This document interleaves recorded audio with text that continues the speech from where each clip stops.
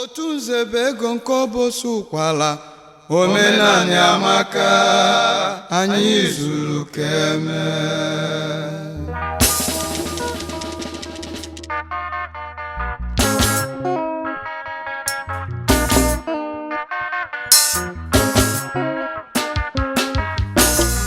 otu nze bụ ego amaka nọ, otu nze bụ ego amaka, otu nze bụ ego amaka, otu nwere obi nwanne. otu nze bụ ego amaka nọ, otu nze bụ ego amaka, otu nze bụ ego amaka, otu nwere ịfụnanya, otu nwere obi nwanne nọ, otu nze bụ ego amaka, otu nwere ịfụnanya.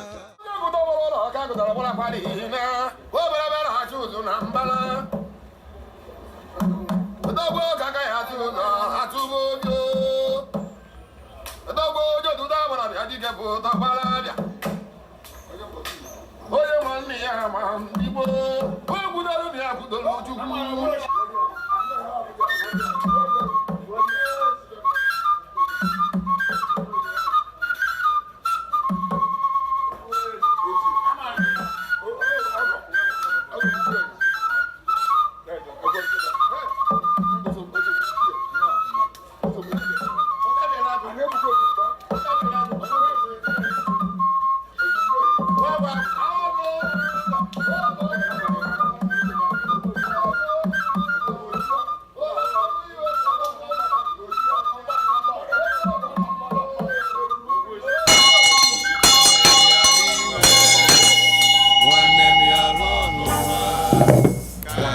Afa m bụ Ichie Dr. Chiedu Uyamadu, onye Obosi na Idemili North Local Government Area na Anambra State nke Nigeria. Afọ onye be m bụ Iyom Dr. Ugo Uyamadu, obi dị ODOGWU. Diọkpala m bụ Nze Idi Chinwe Uyamadu Nnanyelugo. Osote diọkpala bụrụ Idi Nze Chiedu Uyamadu Nnabenyi. Ada bụrụ nke Ndilem Uyamadu Ada ODOGWU. Osote ada bụrụ Chibeze Uyamadu. Ọdụ bụrụ Chinasa Uyamadu. Anyị na-akwadobe mmemme IWa-ji Obosi a na-akpọkwa Obiora na America. Ji bụ nnukwu nni n'ala Igbo. Ala Igbo niile na-akọ ji, maka ife o ji bụrụ nnukwu nni bụ n'ofu n'ime nni a na-aba akọ, elie ya arọ niile, eke ya n'ọba, ewelie ya arọ niile. Mgbe akọsịa ji, mgbe o luelu egwu eji na-enwe omenala na-eme eji ekene Chukwu na ji akọ na-arọ ma ọfụma. A na-akpụ ya eli ji n'ọtụtụ ebe, na-akpụ ya IWa-ji na ebe ndị ọzọ n'ala Igbo. Na Obosi a na-akpọkwa ya Obiora. Ife eji akpụ ya Obiora bụ na n'elu iri ji a na-enwe izuụka ya eri ji, na-ekwu na ya enwe udo, na ya enwe esemokwu, na ọ nwere ndị ya akpọtụ mkpọtụ na izuụka a na-awa ji. Abụ na esisi ji n'ụdị dị iche iche, ma nke arụ arụ ma nke esi esi, ewelikọ onye ọbụla elikọ si n'ofu afele likọ ọnụ. Onye ka eji akpụ ya Obiora na Obosi. Ife IWa-ji a abịa na omenala Igbo, a na-emesi otu dị iche iche site na akụkọ Igbo onye anyị si, mana ebe na-ekwu nke a bụ ka esi eme ya na Obosi. Abịa na obodo Obosi, Igwe Obosi bụ onye izizi na-ebu ụzọ awa ji mee Obiora, a na-akpọ Obiora Igwe. Ọ bụ na Igwe mesie Obiora waa ji, ndị ichie ya abịa, obodo niile ya agbakọba igwe wee soro igwe kene Chukwu na ife akọ na-ara lụọ ọfụma ewelie ṅụa onye ọbụla enwe aṅụrị. Igwe wasịzịa ụbọchị na-esotazịa ndị ichie na Obosi ebido waba ji a na-akpọ ya Obiọra Obosi. Obiọra ezuka ga-aga tata wee sị ka kpọọ ụmụnne na ndị nke m ka anyị bịa ka anyị mee omenala anyị. Arọ na-abụọ ga-aga ka anyị wee anyị awakwa ji anyị ka anyị wee na-elota omenala anyị na omenala amaka. Nnọọ tata bụ nnukwu ụbọchị. Obiọra Obosi ụlọ obodo Obosi dị Awaji. Ọ bụ nnukwu ụbọchị oge maka na mgbe gboo n'ọgwe o ji abụ akọrọ ibe gọsịa Chukwu gozie ife etinye na mgbe ụlọ etinye ewepụta bụrụ mba ji. Ndị ichie wasịa ndị ọzọzi ndị nze ndị ọzọ chọọ ịwa ji ewe bido waba, mana abịakwa dịka m si wee kwu na akụkụ Igbo ndị ọzọ enwesị ụdị o si eme dị iche iche. So na ife anyị na-akwadobe nke anyị na-akwadobe anyị nọ na Amerịka maka ịwa ji bụ omenala na-eme n'ụlọ. Dịka m si wee kwu na abịa na Obosi na igwe Obosi ya awagodu ji tupu ndị ichie wee waba, mana dịka ife si wee dịzi kịta na ndị be anyị nọ ebe dị iche iche jebezi olu oyibo na obodo oyibo, ana ọtụtụ na ndị be anyị ndị Igbo nọ ebe dị iche iche dịka mba Amerịka ebe anyị nọ amazi ife a na-akpọ ịwa ji. Ụmụaka amụ na Amerịka ma ọ na mba dị iche iche amazi omenala anyị. Mụ na igwe Obosi wee tụọ alo na ọ ya abụ ezigbo ife na ọ bụ na-ebido anyị bido mebe ife a na-akpọ ịwa ji Obosi ma Obiọra Obosi na Amerịka ka e wee bido kụzibelu ndị be anyị ndị nọ ebe a nara analutenwu n'ụlọ na-amarụ maka omenala anyị, wee kụzikwalụ ndị Igbo ndị ọzọ na enwe omenala Igbo magbuo onwe na mma na-anazi ana. Anyị na-achọ ka anyị wepụtakwa ka onye ọbụla wee marụ maka ya, maka na ndị kwuo okwu si na ịchọ ka ịkọ akụkọ ya ọfụma iwere aka wee kọọ ya, na onye kpọọ ọkụ ya mkpọmkpọ agbata obi ewere ekpo ntụ. So na anyị bụ ndị Igbo n'olugo ka anyị ekuni bido bunitebe ife omenala anyị, maka na ọ na-abụ anyị nwa bụ ndị nọ na Amerịka mgbe ndị ọcha ya eme ikene Chukwu nke fafa na-akpọ Thanksgiving, anyị esorofa wee nwesị aṅụrị gbarịsịa rie nwa, mana mgbe o ruzara na nke a bụ ịwa ji ọ dịka na-emezi anyị ifele n'ọnya so n'ife nwa bụ Odogwu Obosi ji wee sị na mma ewelie n'ife mmebido mebe iji wee kwalite omenala baa, maka na mana oge obodo a nọtee ya aka malụ ndị ọcha ọfụma, malụ otu fa si ebi ọfụma, ma na ka fa si ebi elu ụrọ na fe nwere omenala na fa nwa bụ nke afọ eme na anyị nwa bụ ndị nwe omenala dị mma na-anwụzi anwụ, maka na ọ dị ka ndị ọcha bịa mgbe gboo bịa na be wee mee ka ndị nna anyị fa mgbe gboo na nna anyị fa mgbe gboo wee loo na omenala ya dịrọ ma wee na-achọ ịnwụnara anyị, mana Chukwu ya ekwe ka ọ nwụnara anyị. N'ọnya ka bụ efe mba anyị na-agba ka anyị bidokwa kwalite bịa ka ọ wee bụrụ efe ya bụ emekata ndị ọcha esola anyị wee na-anata ana Igbo ka fa bịa were anya fa wee fụ ka esi eme, maka nke anyị na-eme ebe a ọ bụrụ na ọka ekwu bịa na ana m agwa ndị mmadụ na ọ bụ ọkwọ ịwa ji Obosi ka na-eme ife a bụ ezikọ ndị mmadụ kọwalụ ndị mmadụ ife bụ maka ịwa ji, maka na ịwa ji na fa abịa nke Obosi na emesịa afọ nke a na-eme n'ọnwa ndị oyibo na-akpọ Ọktoba rute na Igwe Obosi Ọktoba 7 arọ a Igwe Obosi Yawa-ji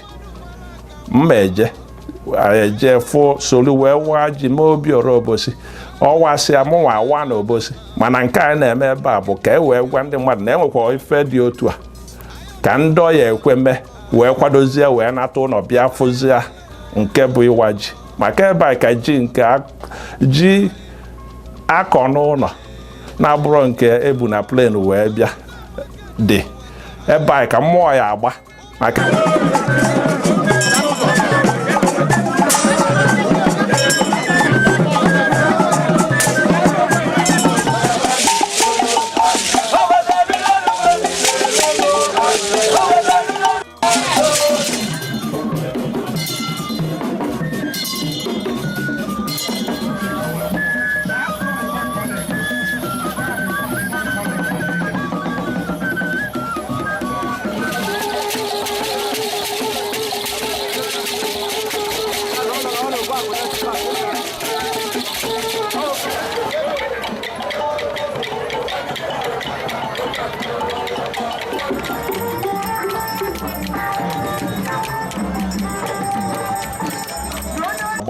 maka ebe a enwee mmụọ ọnụma enwee ike ọ bụrụ ofu ma ịbụọ mana ụbọchị Igwe na-awa ji na mmụọ niile dị na Obosi ya agba abịakwa n'obodo ndị ọzọ ọkwa ka o si adị ọ na-abụ nnukwu mmemme na-abụ na akarị ofu ụbọchị na Obosi n'abalị ịsaa ka a na-eme so ọ bụrụ nnukwu ife so nọọ ife anyị na-akwado ife a bụ na ọnwa ndị oyibo na-akpọ Septemba dị n'abalị na-abụ Septemba 2 na anyị agbakọba n'obi ndị Igbo na Atlanta, Georgia wee mee ịwa ji Obiora Obosi na America nke ịbụa maka ya emego nke izizi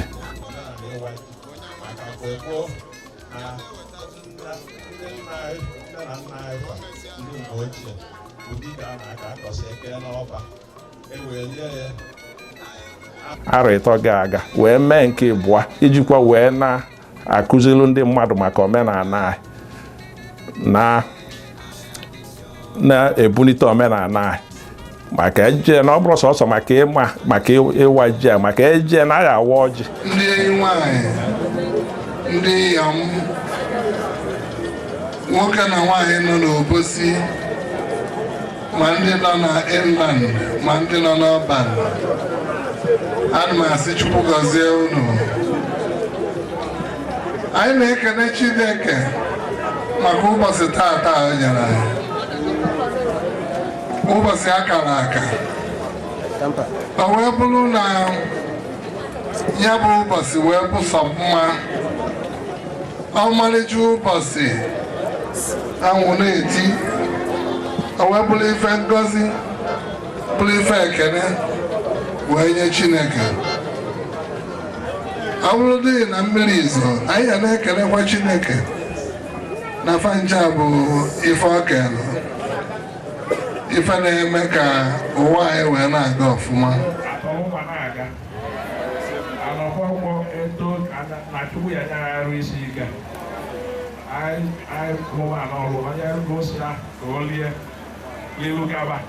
Anyị ekwukwasị ịtọ ọgbọ na anyị elu 100 gafụ nna biko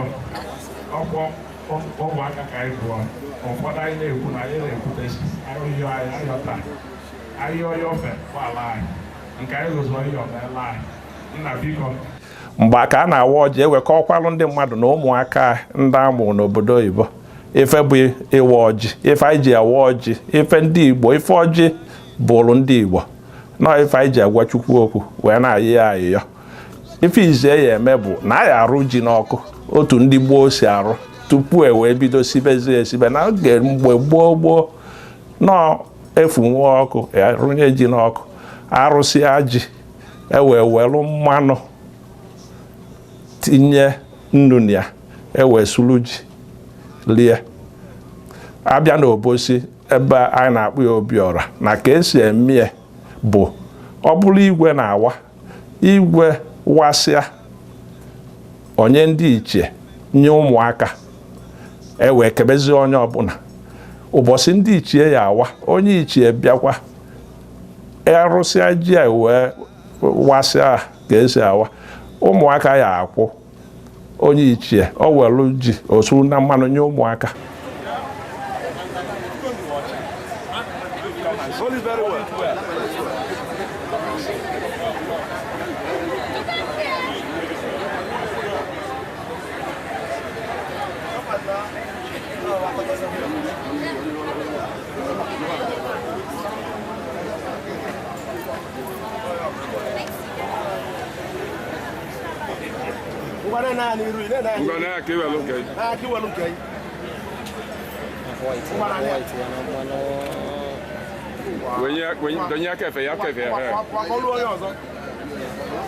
onye nwere ọcha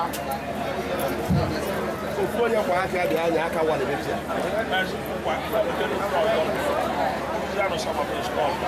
o wee kee ụmụaka niile ekesizi eburuzi buyalibalụ ndị okenye onye were osu na mmanụ anọ na-abụ n'ofu afele ka eji eri zikọ na na-erikọsi ọnụ maka mgbe gboo anyị na-akpata na nwanne ara enwelu nwanne ya ajọ anya kpata eji atụ inu mgbe gboo si na mmadụ ere egbu ozu ya eso wee kwa na erikọsi ya n'ife ere emebi nọ ife kpata na ịbịaza na ala Igbo kịta ọ dịka ife ara gazi ọfụma na ọ bụ na ya akaba arụkwanite omenala ya o nwere ike sorokwa wee dozibe nke na-agba nwanne bịazie ọfụ nwanne na-eme ọfụma ọ chọọ ka o gbuo ya ma ọ belụọ ya arụ maka na ọ na-eme ọfụma karịa maka o ya esi wee mee ka ọ na-aga n'iru kọwakwara ya ka nyanwa ya esi wee mee na-aga n'iru ọ kwụsị oke anya ukwu kwụsị oke ekworo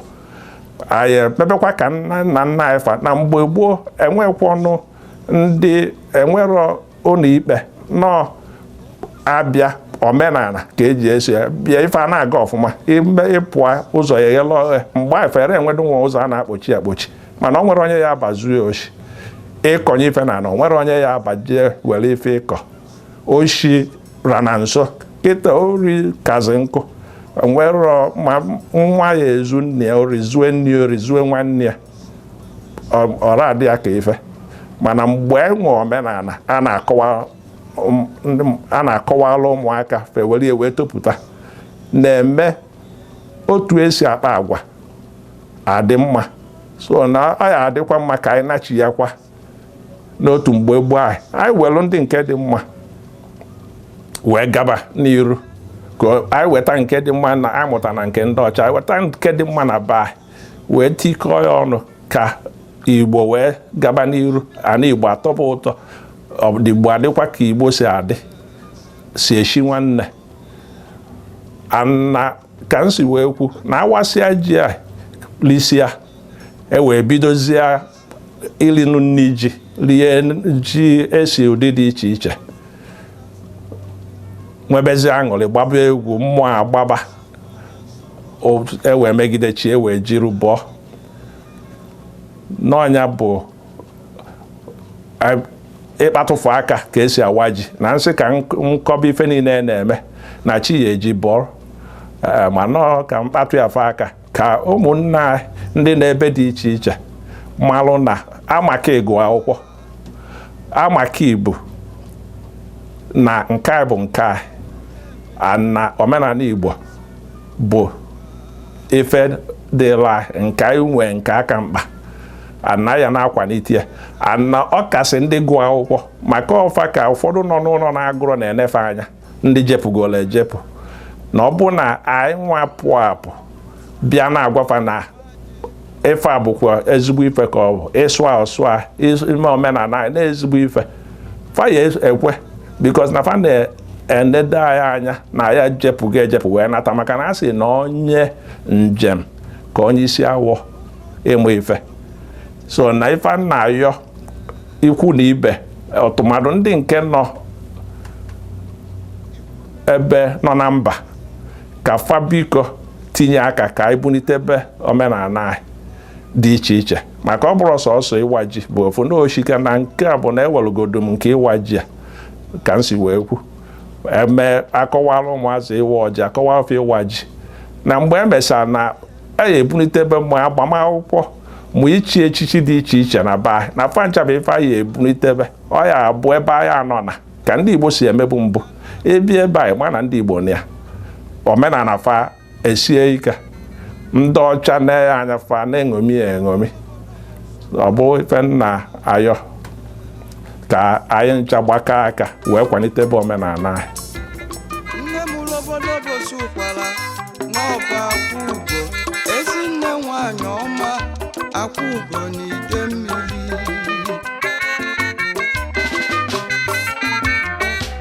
Ndụmọdụ nne nye ụmụ Obosi ụkwara ka jide udo wee bili, nke onye ji nye atinye n'ọrụ ka obodo Obosi ụkwara wee gaba n'ihu.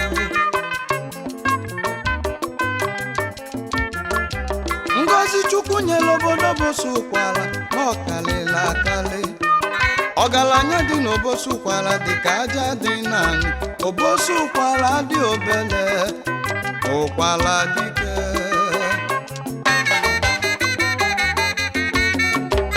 The first Igbo injinia anyị nwere bụ injinia Iweka Isaac Odogwu nwoke n'Isosibenu. Ewe mechazienu wee nwekwa injinia ọzọ onye na-ekwu maka ya nụ kpọnatara dike mma Odogwu. Chief injinia Nnaemeka Nwammolokwu ezapụta Obosi ụkwara na ejighị na agala.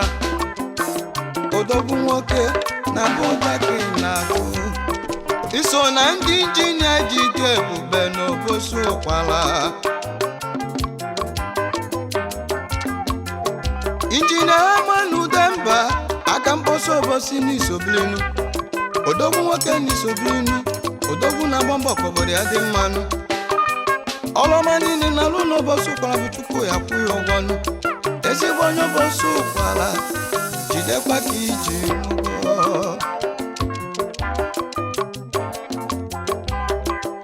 Love your culture, I am proud of my home. Obosi ụkwara is fine, I am proud of my home. Come and celebrate with me, I am proud of my home. Obosi ụkwara is sweet, I am proud of my home. Come and celebrate with me, I am proud of my home. Obosi ụkwara is fine, I am proud of my home. Kambulegwu we na Obosi ụkwara ka kene ndị bụ n'obodo na-aga n'iru. Obosi ụkwara Peace Movement otu wetara udo n'Obosi. Jidenu ka unu ji, Chukwu gọzie bụ unu. Obosi ụkwara ODOGWU home and abroad. Jisi n'ike n'ọrụ na onye ọrụ nwere ụgwọ ọrụ. Obosi ụkwara Youth Forum home and abroad. Jisi n'ike na kụrụ na amala onye kalụ ya. Obosi ụkwara United Friends Club otu nwere ịfụnanya, otu nwere obi nwanne, anyị zuru ka eme. Obosi ụkwara ODA United States of America. Jidenu ka unu ji, anyị ji unu na-agala.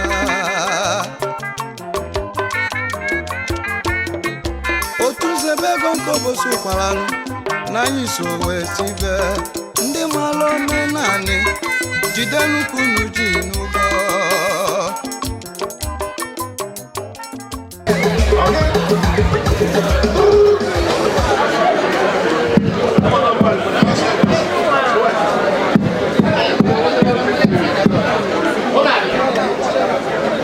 Daalụkwanụ ka abịakwanụ.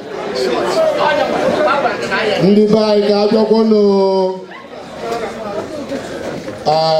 Good evening, ladies and gentlemen.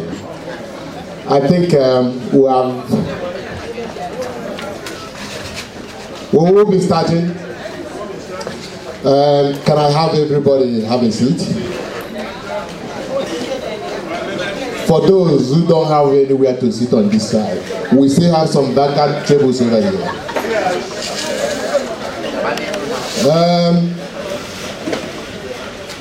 What a crowd. I don't want to sound like our president. Non-Egypt. We are here tonight for a cultural event. All of us were invited by ODOGWU OBOSI, a man who loves culture, who loves his people and friends. IWa-ji, for those who don't know, I think is something very, very important in Igbo community. As I was driving down here from Washington, D.C., my 16-year-old son told me that he informed some of his friends that he was coming to Atlanta for IWa-ji. But he understood what IWa-ji means. So his question to me was, Daddy, so we are going to Atlanta just to see Uncle cut the yam.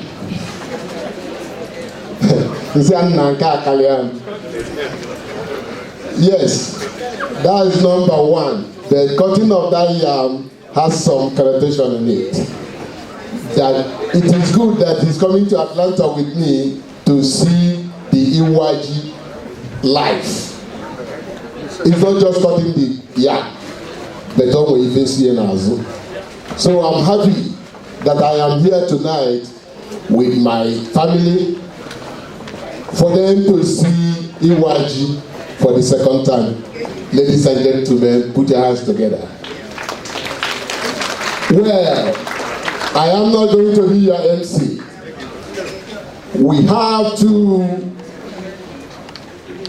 good and able men who knows Igbo culture very, very well and who knows how to handle the mic. It is now my honor, ladies and gentlemen, to introduce our MCs in the persons of Engineer Azu Okoye Ezudo and his co-MC, Austin Wokolo Ozogosi. Can you all put your hands together for them? Ezudo.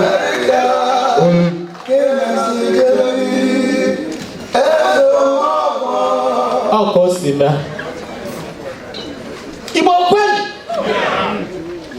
Igbo kwen! Igbo kwen zwen! Idemini kweno! Idemini kweno! Idemini kwen zweno! Obasi mulunumo! Obasi mulunumo! Obasi mulunumo!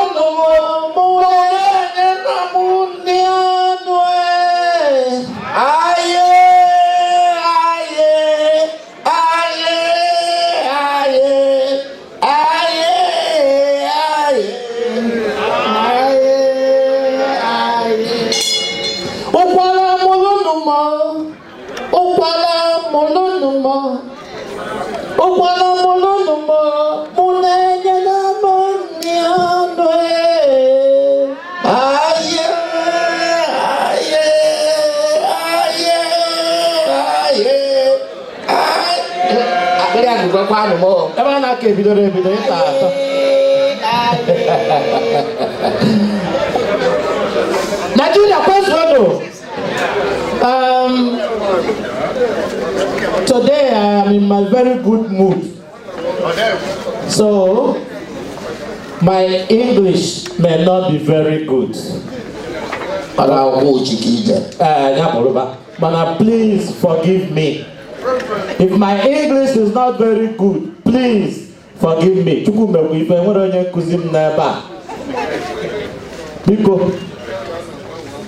Because now, nsogbu yo Igbo ka Obosi si asụ ọsọ ata. Igbo chisikwa ha. Maka na gị bụ ọzọ Obosi nke ọtụkwa confusion ebe a ebi ya the responsibility. Nsogbu adịrọ na Obosi ni ya. Ka m na-ekwukwa fụ. Biko nụ. Today is a cultural thing.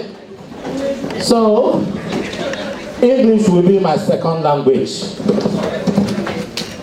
Today is a cultural thing, and I'm so happy. Nedebeji, oh, Jike, Yaman Woke, Mwanyara Koji, Edekavana Naka, oh, Woke, Nakoji, Igbo land. That you see that G is the king of crops. Also, G can Memuma IWa-ji. Ada Memuma IWa Osikapa. Say Memuma IWa. Also, G can Memuma because the king of crops. So, all the ma, Open Sipunatia Obodo Igbo. Como na rota, como querer vega. Porque nem o fogo que o ninho baba o cambal, o meu vale tipo capoeira. But before we start, makana uchichia. Mane okuna na tsoku. Only well. Ya ODOGWU. And because onye okpu mme mmadụ okpu mme ya bụrụ the real one. Onye okpu mme ya bụ aba mkpọ. Ụdị okpu na-abịa ekpuru ebe na-acha briji ekpuchisi aka n'okpuru briji. Ọ bụrụ ụdị okpu ahụ ka ikpu debekwa wepụ maka na ebe a ọ ezigbo ichie na ebe a. Obodo ofu na pazukwa ịbụa. Ichie never have the real one. Why they open them unless we want ichie? Is it called? Yes, I'm what? Abona Zanagu. On the Zanagu, you put there. Give on book one and say open me and a papa mandates and a open man and need them. Because on the one open me at Dabaro. No open me over Oyibo. Udiana Abidjan. Eba ndo autonomous taa. Iwelo $200. Ike je bucket. Iburi ofu autonomous chief. Okpure yokwu mme. Mana ọ tụ esi etizi ya. Ọ bụrụ na ọ dị ahụ ka igbu. Dere wepụ ibe ahụ. Wepụ atụ n'okpuru tebụl. Okay. Asị m ka ọ dị. Maka na ibe anyị ekwu na uche shika. Ebe anyị agba egwu eshika mana ka ebido ka nwoke nwunye ya rapụ wee banye ụka mmacha aka ọnọkọtazịa ọsị ife mmedo ọgwụme ọzọ ụbọchị ife mmedo rapụrụ ebe a ka anyị bidozie. Biko we want to introduce the high table. The high table. Odo na anyo na afọ ebe ndị oyibo tụọ oyibo. Ọzọ ụbọchị agbakwa ndị ịma na ịmara asụ oyibo. Ka bụ reserve. Nna m abụ onye ọcha. Ike ni reserve. Ọ na-akwụ iche ije ka nje garụ. Mụ na ya ejekwa ofu ebe. Ije Presco Abakaliki. Mụ aje ezigbo university. Ọ UI ka. Great UI. Biko enwere onye anyị na-achọ ịkpọgota kịta. Onye anyị na-achọ ịkpọgota kịta bụ nna ochie Odogwu Obosi. Ọkwa ife bụ nna ochie. Mbanụ. Ifu na oyi ịmara akwụkwọ. Ịmara akwụkwọ. Nna ochie Odogwu Obosi. Chief and Chief Mrs. Ogwueji architect and Ogwueji one Mrs. Na ọnọchie angụkwa anụmanụ. Eze onye ọrụ. Obosi. Eze onye ọrụ. Ọkọọma. Gbagọtaba. Bịa n'ibe a. Eze onye ọrụ. Ọkọọma. Ife ọkọ akụdebi ya.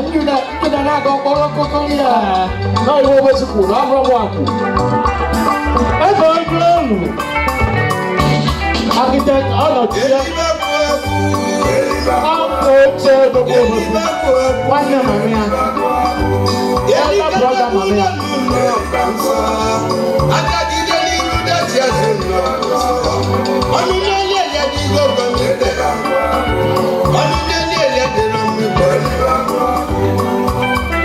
Architect Onochie Obosi. In Obosi, when you do your 80th birthday, you go Obosi. Talk I see you. Because I'm one kind of church. Because I na talk I bata. Iya selo Obosi. Na no the best. Iya selo is the next in command to Igbo. Culture Obosi. Traditional Prime Minister Obosi. Oh, if Obo. But I'm a young man, so. Iya selo ina bata. Okay, you put it on. Obosi na. Iya selo Obosi. Iya selo Obosi. One man come up with a ticket. Obosi na. Obosi na. Iya selo ni. All the best. All the best. Iya all the best. Dalo no. Mama come up with a ticket. Oh come. Oh come. Mama come up with a ticket. Iya wine. All the best. Ejina pulo kulkere na aga. All the best. Iya selo ni. Oh come. Well, no, everybody is not done. No, give you one. Abraham, you not give you.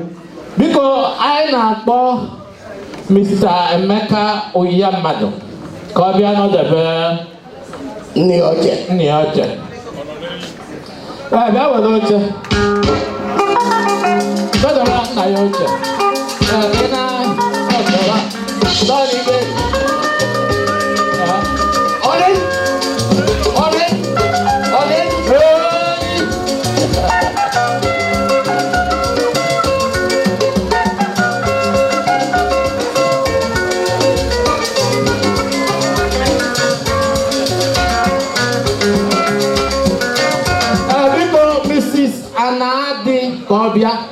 There was no channel that be a seller, Mrs. Anadi. Kadabona, Mrs. Anadi, because there was no channel, not the be a seller. Because Chiedu Uyamadu, then I won I say, Kono, Makana Chumwe, the Ayan Panazu. Because Mrs. Iroha. Mana nzakubide iya potazina ya firu inu ya kwa kwe na auko. Kebe munya no. Because gotoche for kana na yoche. Makana also chuba mwa. Abaje bendini yoche. Because Mr. and Mrs. Ato Wosu and also Mr. and Mrs. Ato Wosu. Mr. and Mrs. Ato Wosu Kobia represented Kobia no the boom near Ato and also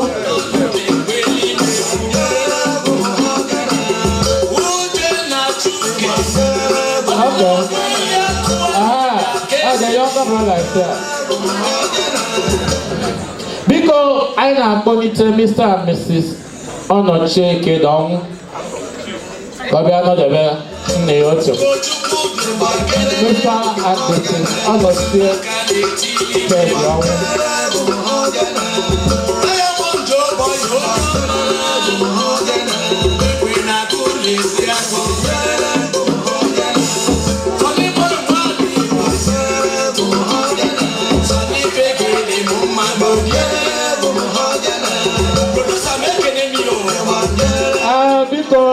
nọchie were oche Mr. Chiedu Uyamadu. Biko anyị na-akpọlite Prọfesọ and Mrs. Ọnụ Odogwu Obosi. Prọfesọ and Mrs. Ọnụ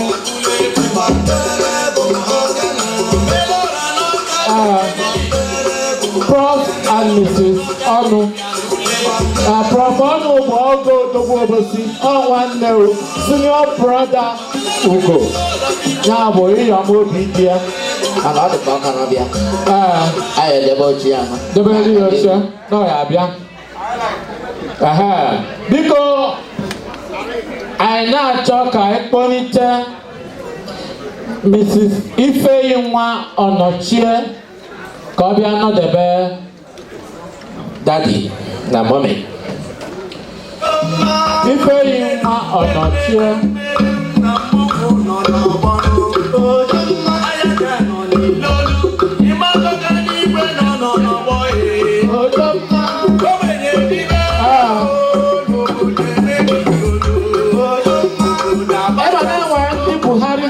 Na befa anyị mana otu ụmụ anyị sụsụ ịchafụ dị n'ụdị onye gafee ụnụ ajụọ m ka ụdị ịchafụ dị ife a gwa m ụnụ ọkwa just to teach you maka enwere nke a na-akpọ di gbakwa ọkụ nwee nke a na-akpọ di ime anụ nwee nke a na-akpọ osodieme ọgwaziri nke dị egwu nke ahụ nwaanyị sụchasịa ya otu ọ dịka ọka n'obi ka o bu n'isi nke ahụ ife a na-akpụ ya bụ I don't care ọnọdụ n'iru n'ụlọ ụka ịdago mbọsị ahụ bụ na Jizọs ya bịa mbọsị ahụ ma na ọkụ mmụọ ka ị na-eje maka na ọ ya afụghị gị afụ